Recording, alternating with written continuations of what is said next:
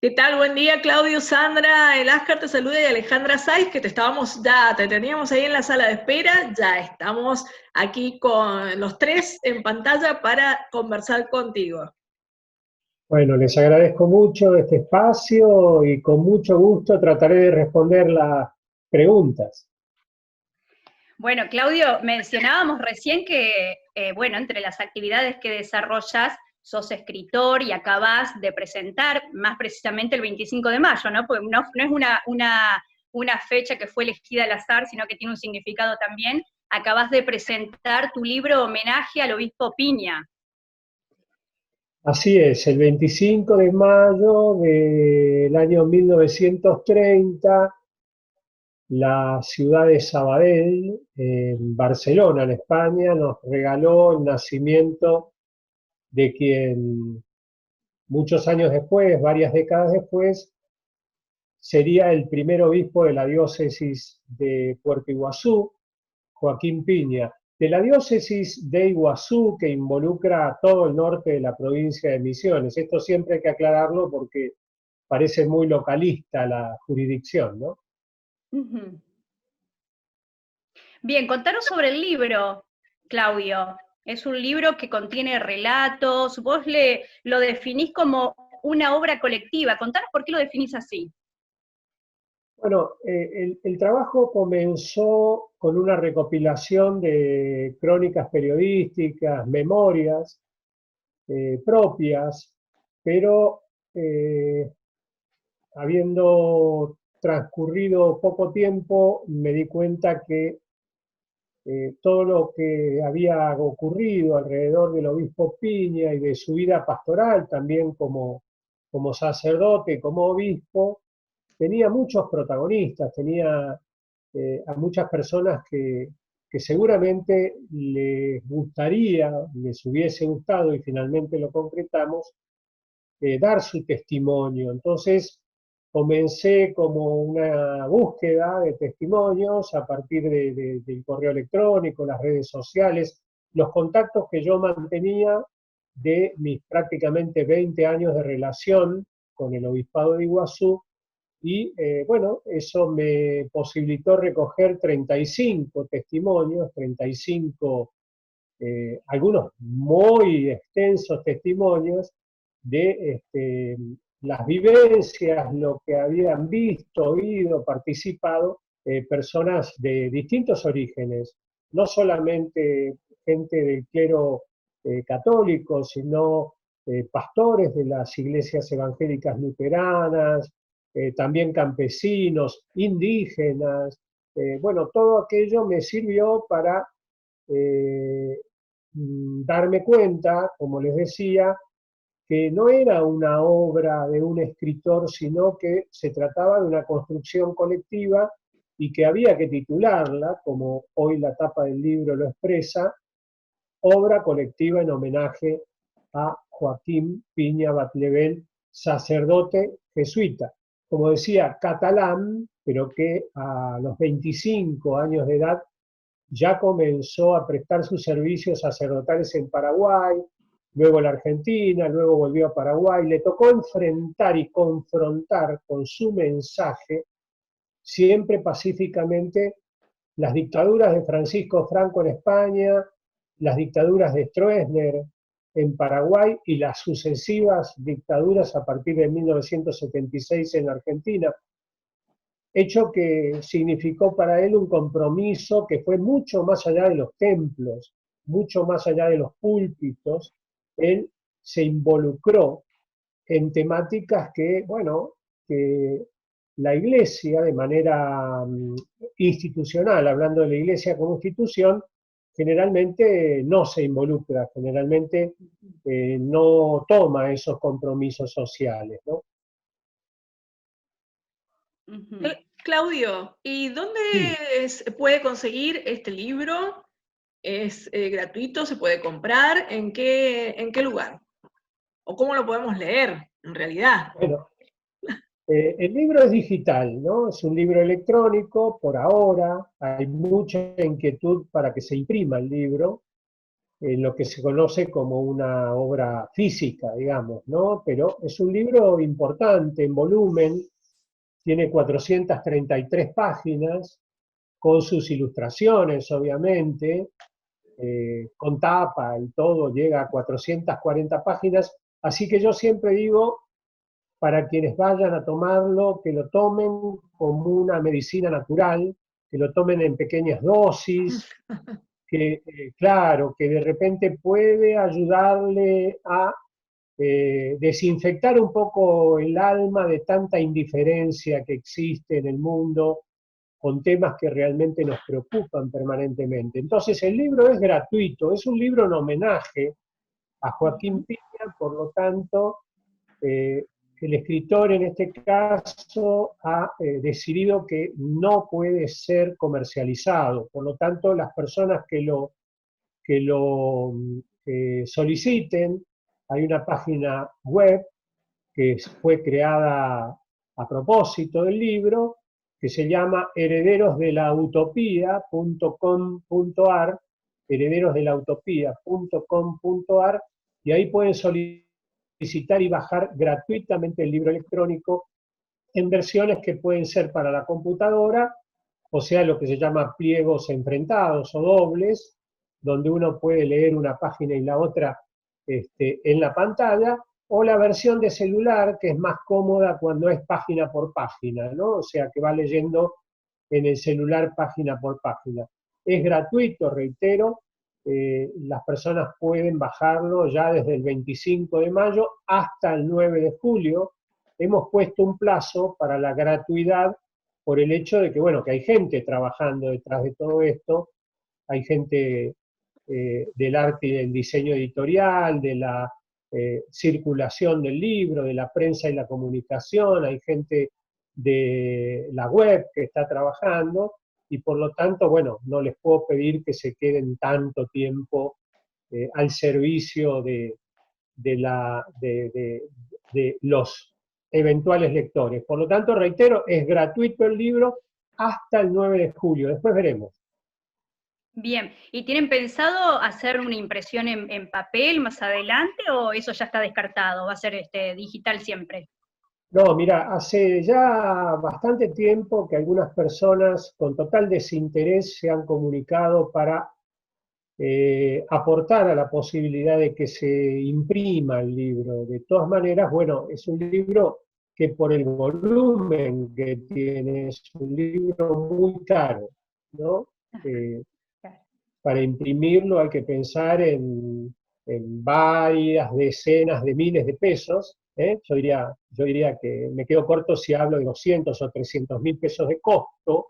Por lo tanto, bueno, vivimos una situación donde hay otras prioridades y nosotros hemos decidido en el grupo editor, la gente que está colaborando, de que el aporte tiene que venir de entidades que estén relacionadas con la tarea del obispo Piña, que tengan ese mismo compromiso, un compromiso que tenga afinidad con Joaquín Piña, y por lo tanto somos un poco exigentes para que se imprima. Pero yo te diría que hay grandes probabilidades de que sí, en el futuro se imprima el libro, y que también debe distribuirse gratuitamente a las personas que lo quieren recibir y que de repente no tienen medios para pagarlo, ¿no? Porque, reitero, es un libro muy caro desde el punto de vista de su volumen. Perfecto. Claudi, no es tu primera obra literaria, sabemos que tenés ya otros libros impresos, Detrás del paisaje, un libro de poemas, es uno de ellos, ¿no? Poemas, relatos, bueno, digo yo siempre algunas distorsiones que el poeta tiene de la realidad y que la trata de expresar en palabras que de repente encuentran a amables lectores que las comprenden, ¿no? Sí, hay 3 libros. Me decía un amigo el otro día que con algún libro más podría aspirar a una asignación universal por libro, porque, claro, para un poco para subsidiarme, ¿no? Porque quienes son escritores saben muy bien que el escritor no siempre es buen vendedor de libros, por lo tanto suele perder mucho, perder en el sentido económico, ¿no? Gana en reconocimiento, en amor de sus lectores, pero se pierde mucho económicamente. Este es mi tercer libro, el primero fue editado por la editorial universitaria de Misiones, es un libro que está prácticamente agotado sobre una partecita de la historia de la colonización de Puerto Rico, Misiones, los primeros 20 años, con una mirada más hacia el colono, más pobre, no tanto hacia la historia oficial de nuestras colonizaciones. Detrás del paisaje, que se presentó hace un par de años atrás, y ahora, Padre Obispo, la utopía heredada, así se llama esta obra colectiva en homenaje a Joaquín Piña. Y hoy me faltó decir que una vez que todos esos testimonios llegaron, bueno, nuevamente hubo que recurrir a la creación del autor. Cuando yo digo creación del autor, lo digo con total humildad, puede ser buena, mala, regular, pésima, pero había que conectar todos esos testimonios y fue bastante arduo el trabajo de hacerlo.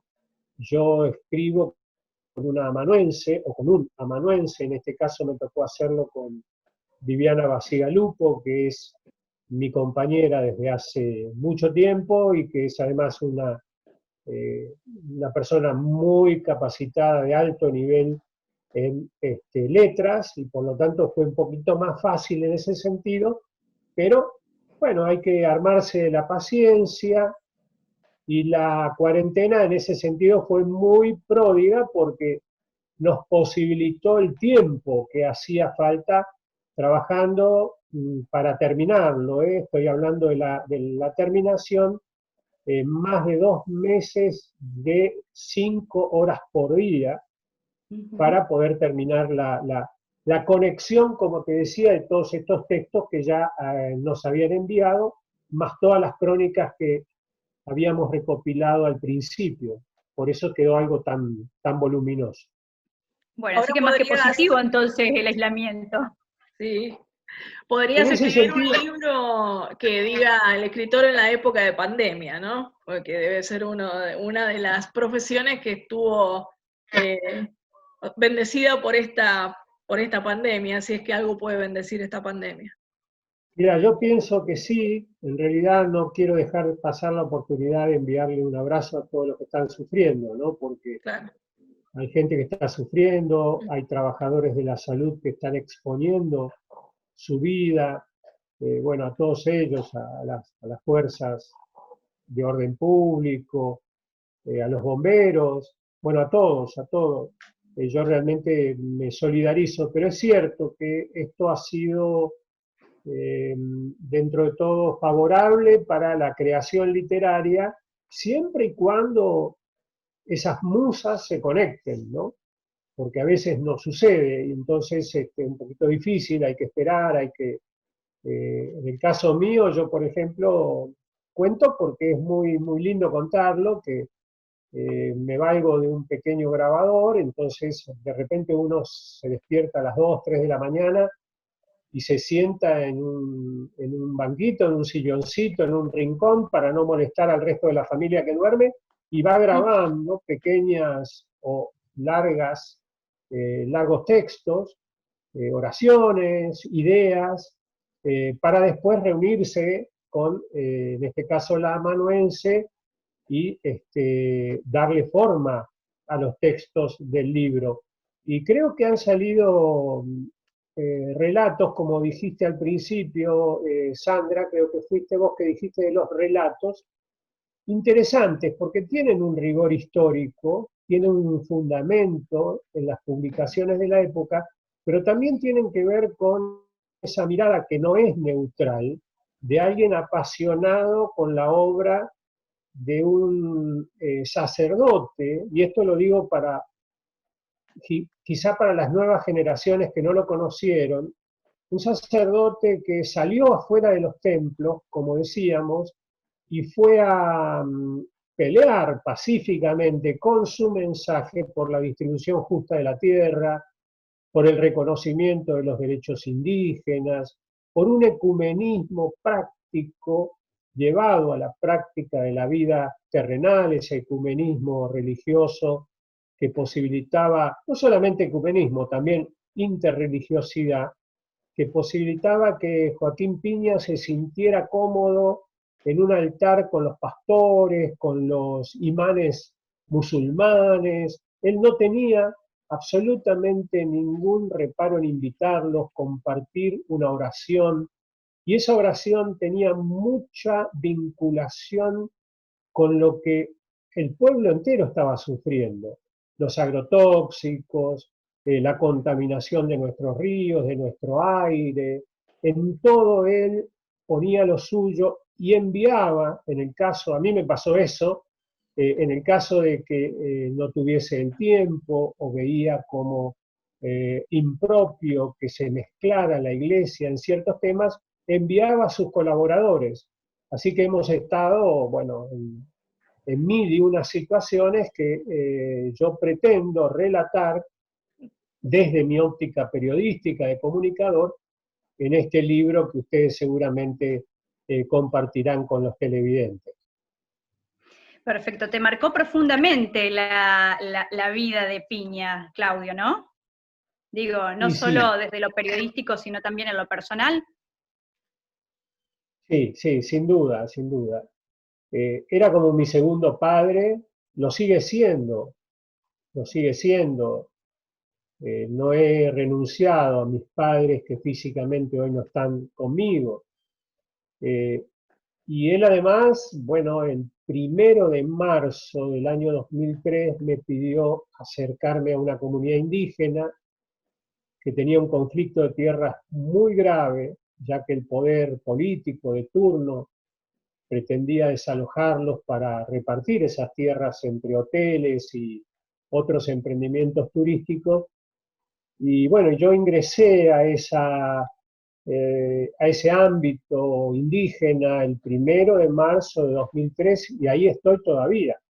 Inclusive yo mismo me preguntaba por qué no me fui junto con Joaquín Piña en el año 2006, cuando él, bueno, fue, bueno, lo hicieron emérito y fue reemplazado por su sucesor actual, que se está yendo ahora, y que, bueno, me decían todos, ¿por qué no te vas? Yo no sé si era porque querían que me vaya o si les parecía raro que yo me quedara en Iguazú, y bueno, y hoy lo comprendo, es un compromiso, es una herencia, es una utopía que él puso en nuestro horizonte, como dice Eduardo Galeano, es esa utopía que a medida que vamos caminando en la vida, se corre un poquito más allá, ¿no? Habrán leído esa frase, Sí. la utopía yo camino 2 pasos y la utopía se corre otros 2, y camino hacia el horizonte 10 pasos y el horizonte se va otros 10 pasos más allá. Entonces la pregunta es, ¿para qué sirve la utopía? Y la utopía sirve para eso, dice Galeano, para caminar Para en la seguir vida, caminando. para seguir Sí, caminando. Entonces, yo creo que sí, la marca fue muy fuerte y me ha servido también para demostrar con este libro que la marca está presente en la identidad, al menos de todos aquellos que pudieron compartir con Joaquín Piña su mensaje y su acción. Claudio, quisiéramos aprovechar también de tu sabiduría en estos tiempos, ¿no? En los que necesitamos de sabios para que nos aclaren un poco el presente y el futuro, ¿no? De esta vida que nos está tocando ahora transitar. ¿En qué crees, Claudio, vos que cambiará esta situación en la que estamos viviendo, lo social, lo económico y lo humano en cada uno? Si podés darnos tu parecer. Bueno, agradezco lo de sabiduría. Eh, yo no sé en qué cambiará, pero sí siento como hombre de familia que soy, padre, abuelo, esposo, y como ciudadano, ¿en qué debería cambiar? Y creo que en este momento todos estamos conscientes de que no hemos hecho una vida muy prolija y muy respetuosa de nuestros principales valores. Hoy extrañamos mucho el abrazo con la familia y antes de la pandemia no abrazábamos como corresponde. Ese abrazo, como dice mi amigo Juan Yatzian, ese abrazo prolongado, saludable, sanador, ¿cómo lo necesitamos hoy? Alguno de nuestros familiares hoy viene a visitarnos y nos resistimos porque decimos, a ver si le hago un mal abrazándolo y besándolo, pero quiero besarlo, quiero abrazarlo. Yo creo que tenemos que volver a revisar las prioridades de la vida. Creo que debemos revisar nuestro comportamiento y nuestra relación con la naturaleza, pero de manera urgente. Quienes afirmábamos esto en nuestra poesía, en nuestros cuentos, en nuestros relatos, en nuestros textos, que los míos, confieso, que son románticos, idealistas, me encanta definirme así, creo que ahora, bueno, me ha pasado en estos días que me ha llamado gente y me dice, recién ahora te entiendo, recién ahora te entiendo. Estoy solo, estoy sufriendo, soy viejo, soy vieja, y estoy sufriendo este aislamiento, lo sufro. ¿Y qué es lo que más sufro? No tener dinero bueno, para consumir como consumía antes, no, lo que más sufro es la falta del afecto, la falta de esa relación, de ese sentimiento, de eso que te estremece, como me estremezco yo ahora cuando les estoy hablando, eso es lo que más estoy sufriendo. Lo que, lo que me hace pensar entonces que la segunda respuesta tuya cuando yo te digo cómo debería cambiar lo económico, ahí un poco también respondiste, ¿no? Porque es más importante el abrazo que el preocuparnos tanto por el tema económico.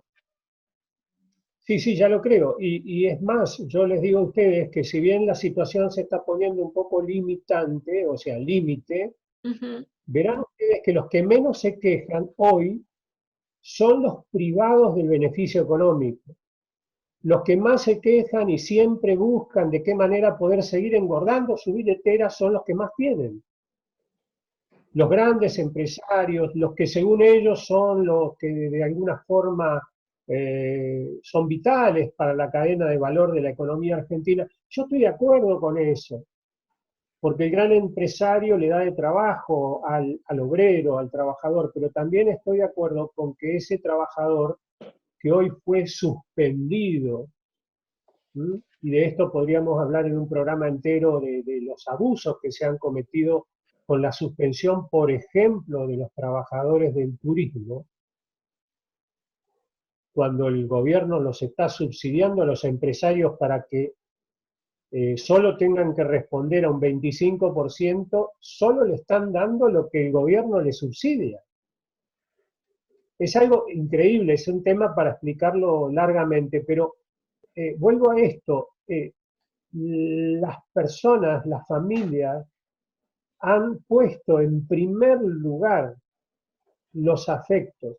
Hace pocos días leí, después se los puedo enviar si ustedes quieren, un trabajo de una estadística con jóvenes, donde los jóvenes expresaban cuáles eran sus mayores miedos, y ninguno de esos jóvenes respondió que no comprar el último jean o no tener el celular último que había salido, sino que los miedos que ellos tenían era que le pase algo a su familia, a sus padres, que le pase algo al abuelo, que le pase algo a la abuela. Esos son los miedos a los que llegamos cuando la situación nos limita, cuando la situación nos apremia.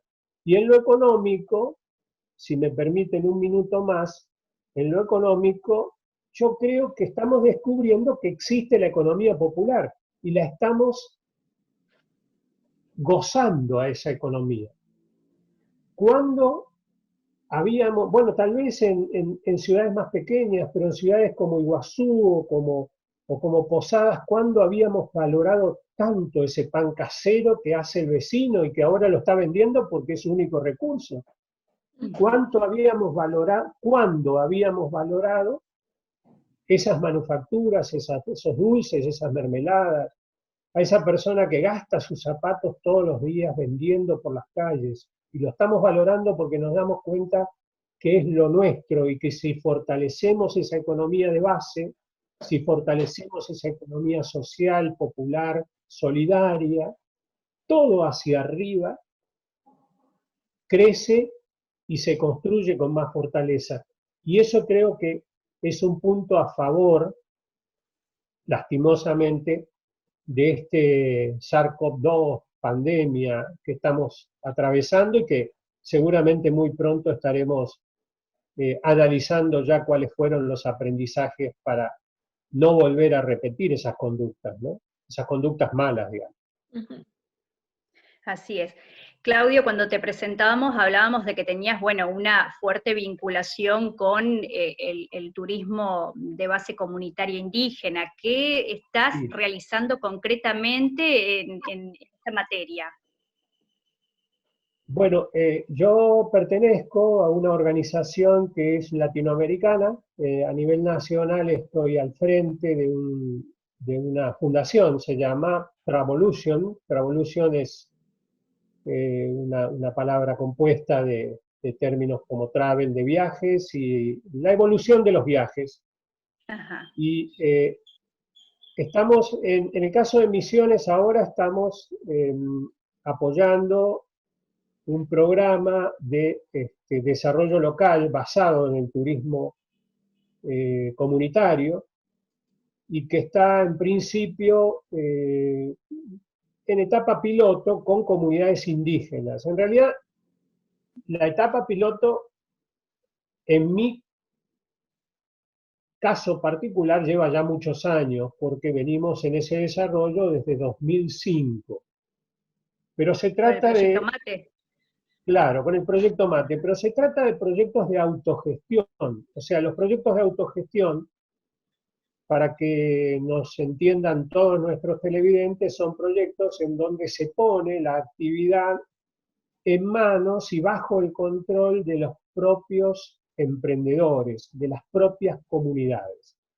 Ellos deciden sus actividades y servicios, deciden el precio de sus actividades y servicios, precios que no son comisionables y que son colocados en productos turísticos más importantes para operadores que no ganan con ese turismo comunitario, sino que ganan con todos los otros servicios y actividades que prestan. O sea, ganan con los viajes, con el hospedaje, con la gastronomía, con los traslados, pero respetan el precio de los emprendimientos comunitarios. Estos emprendimientos pueden ser desde un paseo hasta una charla cultural, hasta una demostración de destrezas, hasta una interpretación del patrimonio natural y cultural.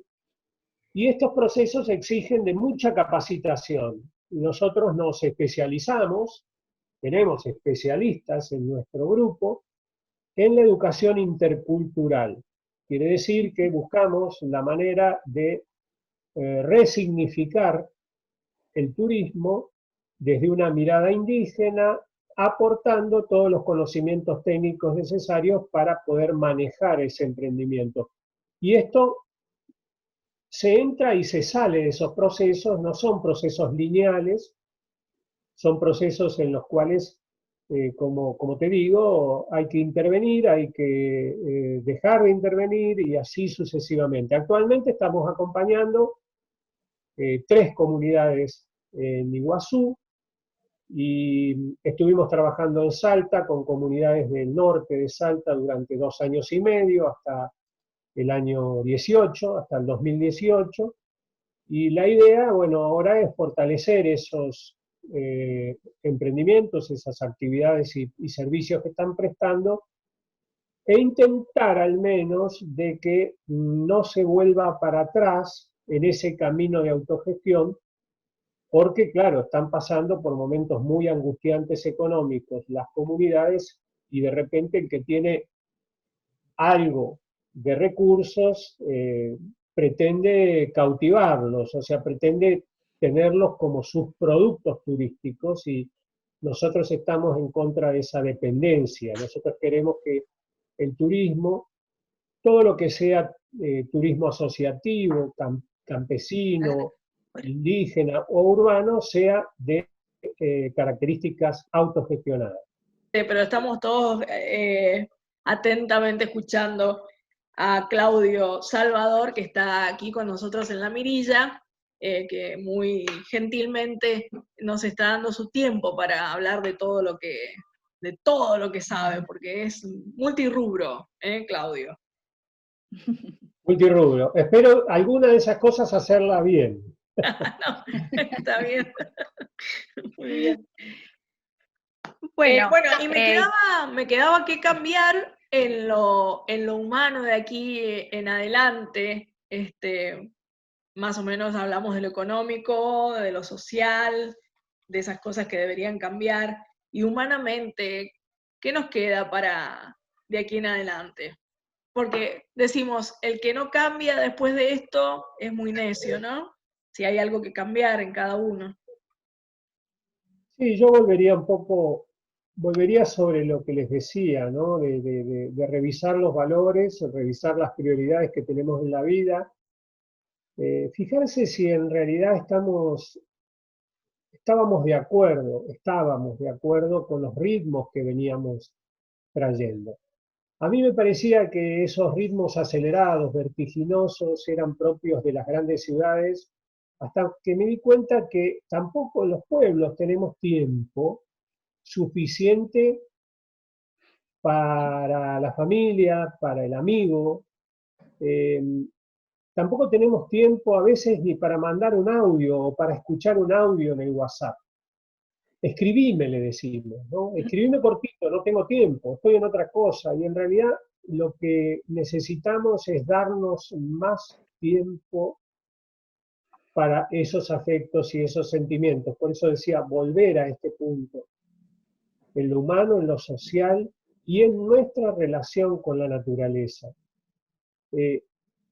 A mí me pasa algo, no sé si le ha pasado a alguno de ustedes, yo suelo enviar audios, comentarios que me piden en algunas emisoras de radio, no solamente de Misiones, sino de otros lugares del país.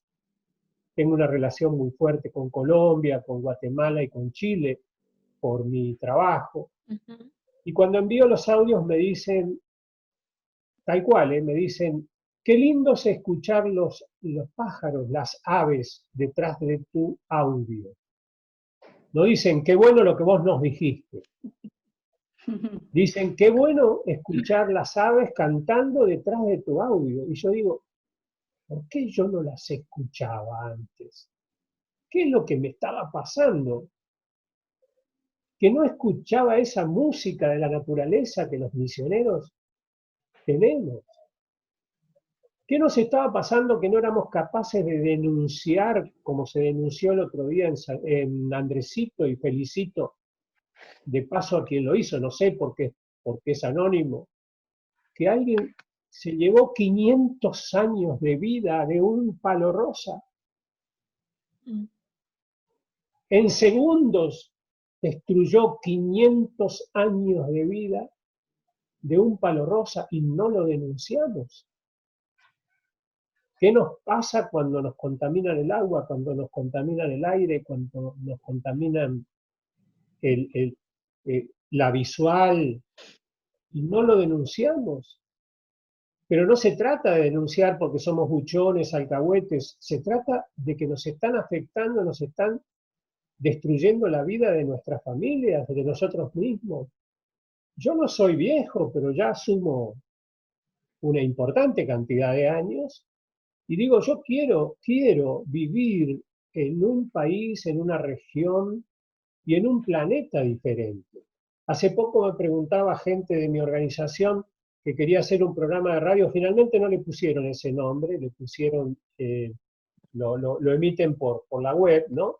Y le pusieron Enclave Comunitaria, y yo le decía, pónganle Planeta Buen Vivir. queremos viajar a ese planeta del buen vivir. Lo nuestro está relacionado con los viajes, ¿no? ¿Es el futuro de la humanidad el buen vivir o el futuro de la humanidad es el caos y la sopa de murciélago que nos contagió el COVID-19? ¿Cuál es el futuro de la humanidad? Yo apuesto al buen vivir, el tecoporá, como dice nuestro pueblo originario, la vida bonita, sana, marangatú, generosa, bondadosa. A eso aspiro y no aspiro al caos. Ahora, si nos entregamos al caos, si nos entregamos a faltar el respeto permanente a nuestra naturaleza, a nuestra sociedad, y esto es una actitud personal, comienza con lo personal. Y como padres, como abuelos, tenemos una responsabilidad tremenda de llevar a la práctica esa conducta, de ser coherentes, como era Joaquín Piña, ¿no? Decíamos, hablábamos del libro de Joaquín y Viviana el otro día, Viviana Bacigalupo, destacaba en la presentación del libro que en prácticamente todos los testimonios está la humildad y la coherencia. Ser humildes, ser coherentes, disfrutar. Yo, por ejemplo, estoy imposibilitado porque no quisiera perjudicarlos en su salud, de ir hoy a las comunidades, porque no puedo ir. Me mantengo en contacto por el WhatsApp, por algún mensaje que me envían, pero extraño ese olor a humo de nuestra gente, extraño esas fogatas, extraño ese reviro. Y antes tal vez no lo estaba valorando porque no me había tocado pasar por un momento de tragedia como este. Bueno, hoy lo valoro y lo valoro de gran manera. Ajá. Bueno, Claudio, como para terminar, porque no sé cuánto tiempo nos queda, eso tiene que ver, perdón. Todo esto pasará, le iba a decir, bueno, tenemos un delay acá que no nos permite ponernos de acuerdo. Dale. Nos queda un minuto solamente para despedir a Claudio Salvador. Sí, perdón, yo quería acotar una cosita, decía, todo eso quizás tendrá que ver con esa esencia misionera, que es una frase que Claudio utilizó cuando definió sus poemas del libro Detrás del Paisaje, y me quedé con esa frase porque decía, son poemas que nacieron de la esencia misionera, y yo me preguntaba, ¿no? ¿Cómo definirá esa esencia misionera? Y creo que con estas palabras un poco lo dejó entrever. Bueno, muchas gracias.